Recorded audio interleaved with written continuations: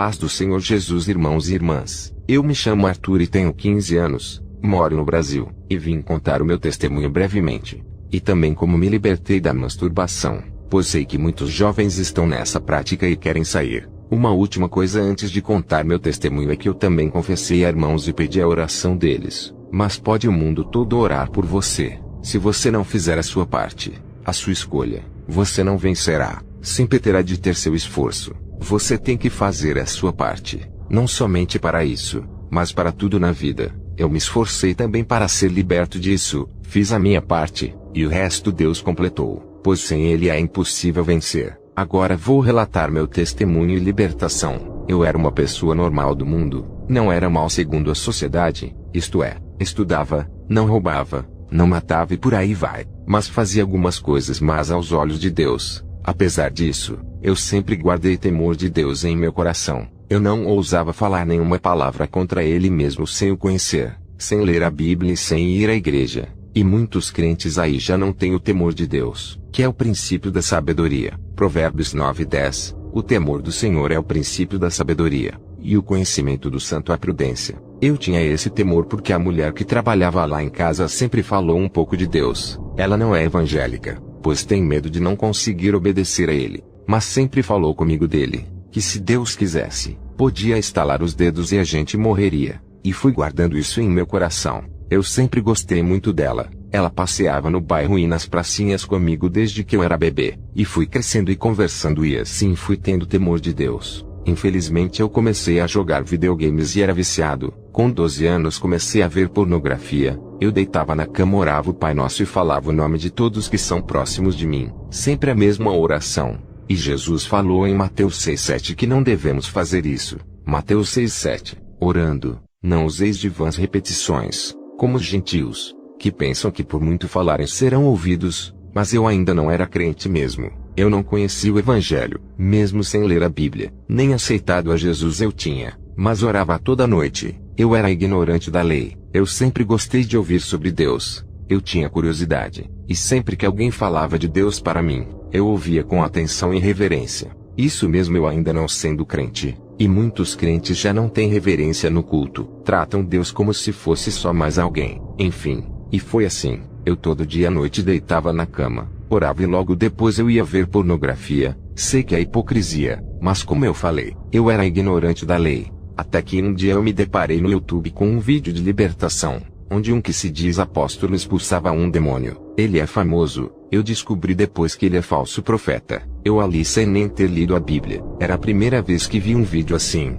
e eu acreditava. Fui vendo outros vídeos e me deparei com vídeos de libertação de um pastor que pregava a verdade, mas hoje se corrompeu, apesar de muitos o seguirem. Ele prega a sã doutrina, mas não vive. Enfim, acho que no início esse pastor era realmente usado, mas não posso afirmar. Fui aprendendo a doutrina. Comecei a ver vídeos do canal da irmã Lu e do canal Evangelismo Online. Eu cria, e ia aprendendo. Eu comia esses vídeos. Eu fui vendo e vendo. Larguei algumas coisas, mas eu teimava em jogar videogame. Na aula online eu ficava editando meus vídeos de videogame. Depois teve uma vez que apareceram a mim os vídeos do pastor Kenzo Atsushi. Coloquei para passar durante as aulas online. Fui ouvindo e sendo impactado. Larguei o videogame e passei a buscar orar 2 vezes ao dia, de manhã e à noite. Fui aumentando aos poucos. Passei a tentar orar 3 vezes ao dia. Às vezes orava na madrugada. Comecei a perseverar mais. Orava 1 hora 3 vezes ao dia quando eu tinha tempo. Às vezes falhava. Passei a jejuar mais. Comecei a meditar na palavra. Tudo pela graça de Deus. Sem Ele, nem conseguiria crer no eterno. Passei muitos apertos na minha família. Eu era chamado de fanático. Me proibiram de ver certos vídeos. Quebraram meu celular. Gritavam comigo. Não queriam deixar eu jejuar. E outras coisas. Mas tinha algo muito ruim que atrapalhava meu crescimento espiritual, que é algo comum nos jovens. A masturbação. Eu não era preso à pornografia, mas havia para aumentar o prazer durante a masturbação. Eu havia me libertado desse pecado quando eu ainda jogava, pois quando vinha o desejo eu ia jogar ou ver vídeo. E fui fazendo isso até que chegou um ponto que eu nem tinha esse desejo direito. Mas um dia, ainda eu era leigo na fé. Eu estava orando e queria sentir a presença de Deus. E falei algo que pensei que eu havia blasfemado do Espírito Santo. Então pensei comigo mesmo, já que blasfemei, vou me jogar no prazer. Não tenho mais chance. e eu pratiquei. Ao acabar, eu fiquei triste, como todos os que fazem ficam ao acabar esse terrível, rápido e passageiro pecado. Eu na minha mente falava: Deus me perdoa Jesus. Veio a vontade de me masturbar de novo, pois eu estava há muito tempo sem fazer, e como havia começado a praticar, meu corpo voltou a ter esse desejo. Pratiquei de novo. Fiquei triste e saí pela casa chorando desesperado pedindo perdão. Mas era tudo Satanás jogando seta em minha mente e eu não sabia, e eu acabei acreditando na mentira do diabo, pois ele é o pai da mentira. João 8:44. Vós tendes por pai o diabo, e quereis satisfazer os desejos de vosso pai. Ele foi homicida desde o princípio, e não se firmou na verdade, porque não há verdade nele. Quando ele profere mentira, fala do que lhe é próprio, porque é mentiroso, e pai da mentira. Resolvi abrir o YouTube e ver sobre a blasfêmia contra o Espírito Santo, e quais são os sinais que indicam que não blasfemei, e ao ver os vídeos, vi que se eu sentia arrependimento e temor de Deus, era porque eu não havia blasfemado. Fiquei aliviado, mas comprei uma luta que durou muito tempo. O que eu fiz para vencer foi orar e jejuar, mas só isso não basta. Tem um segredo que poucos contam. Muitos falam: mas eu oro e jejuo, e não consigo vencer esse pecado. É claro que você não vai vencer só fazendo isso. A gente tem que vigiar. Jesus falou em Mateus 26:41. Vigiai e orai, para que não entreis em tentação. O espírito, na verdade, está pronto, mas a carne é fraca. Ele disse para vigiar, e depois orar. O espírito está pronto para obedecer a Deus, mas a carne não. Ela é fraca e voltada para o pecado. Romanos 8:13. Porque se viverdes segundo a carne, haveis de morrer, mas, se pelo espírito mortificardes as obras do corpo, vivereis. Devemos orar, jejuar e vigiar para nosso espírito se fortalecer e conseguirmos deixar de praticar as obras da carne. Vivendo segundo o espírito, seremos salvos. Porque se seu espírito está forte e você não vigia e olha para uma mulher ou um homem na rua e você cobiça, você já fortaleceu sua carne, e a imagem foi para sua mente, que te enviará pensamentos relacionados a isso. E Satanás ajudará com muito prazer nessa parte, e você cairá. Veja que Satanás fez Eva cair primeiramente no olhar, por isso é pecado a cobiça, pois a cobiça é o primeiro passo para a queda. O mesmo acontece com os ouvidos, mas em proporção menor. Por exemplo, um ladrão entra em um táxi e tem uma carteira no banco. Se ele ver a carteira ou alguém falar que tem uma carteira do lado, virá o pensamento de roubar, e ele depois de pensar, cairá. Mas se não ver ou ouvir que há essa carteira, não virá o pensamento de roubar e não roubará. Essa é a ordem: olhar ou ouvir, pensar e praticar. Se você não olhar para uma mulher, a chance de vir um pensamento é muito menor. Se você não sabe que tem uma mulher atrás de você e alguém falar e você virar, seu ouvido fez você olhar e seu olhar fez você dar o primeiro tropeço que levará a outros dois. Se Eva não tivesse cobiçado, ela não teria o pensamento que a levaria à queda. Se Eva não tivesse ouvido Satanás também não cairia. Da mesma forma, é você se cobiçar.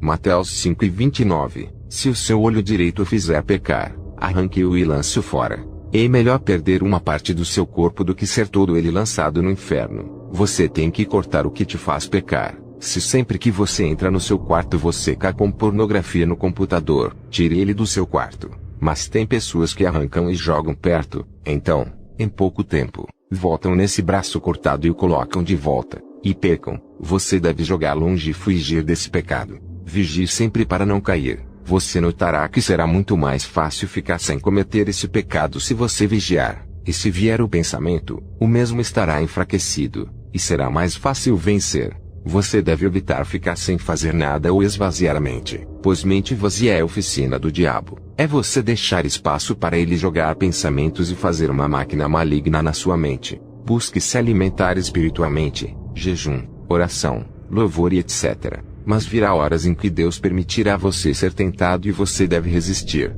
Você receberá galardões no céu por vencer as tentações, e Deus não vai deixar você ser tentado mais do que você pode. Virá tentação junto da graça suficiente para você vencer, mas o resto você faz: repreender, estar fortificado espiritualmente, carne mortificada e etc. 1 Coríntios 10:13. Não veio sobre vós tentação, senão humana, mas fiel é Deus, que não vos deixará tentar acima do que podeis, antes com a tentação dará também o escape, para que a possais suportar. Irmãos que estão nesse pecado ou em outro, Vocês podem batalhar onde o pecado luta contra a santidade. Satanás não é bobo, ele te atacará em sua fraqueza. Vocês têm de pegar pesado onde Satanás está pegando pesado. Não pegue leve onde ele pega pesado. Tiago 4:7. Sujeitai-vos, pois, a Deus, resisti ao diabo, e ele fugirá de vós. Vocês têm que primeiro se sujeitar à palavra de Deus. Depois, quando vier a tentação, resista. Vai lavar louça, fazer café, repreenda, diga que você nega esse pensamento. Faça algo, só não ceda. E depois de muitas vezes te tentar, o diabo vai falar: esse rapaz está esperto. Ele tem me resistido. Vou tentar pegá-lo de outra forma. Satanás, ao ver que você está resistindo, muitas vezes irá para o inferno bolar planos e te estudar para te atacar em sua maior fraqueza. Há um demônio cuja sua única função é te estudar. Ele está 24 horas por dia te observando e te estudando. Examine-se para se preparar e não cair. O mesmo aconteceu com Jesus. O ministério de cada pessoa está retratado no ministério de Cristo. João 13:16. Na verdade vos digo que não é o servo maior do que o seu senhor, nem o enviado maior do que aquele que o enviou. Lucas 4:13. E, acabando o diabo toda a tentação, ausentou-se dele por algum tempo. O mesmo aconteceu com Jesus quando o diabo tentou de todas as formas o fazer cair. Depois, fracassado, voltou ao inferno para o estudar e achar pontos fracos para o tentar. Pare de dar ouvidos à voz do diabo. Muitos falam: Eva foi muito tola em ouvir o diabo e aceitar o fruto proibido. Mas muitos desses também estão ouvindo a voz da serpente e aceitando o fruto proibido. Rejeite essa voz mesmo que venha em pensamentos, parentes, amigos, situações e etc. Isso é a possessão externa, quando a pessoa faz tudo o que o diabo manda, mas ainda não está possessa, mas Satanás a controla por setas de pensamento exteriormente. E a pessoa pode ainda fazer batalha espiritual onde esse pecado luta contra a santidade, com jejum, oração, propósitos, campanha, louvor, boas obras, meditação na palavra e vigilância. Você pode sim ser liberto, mas você só será liberto quando tomar a decisão de sair da zona de conforto para ser salvo. Imagine você ficar no arrebatamento e ser abandonado para a grande tribulação. Irmãos, se vocês querem ser libertos, confessem a irmãos maduros na fé, que estão dispostos a te ajudar. Tiago 5:16. Confessai, portanto, os vossos pecados uns aos outros, e orai uns pelos outros, para serdes curados. A súplica de um justo pode muito na sua atuação.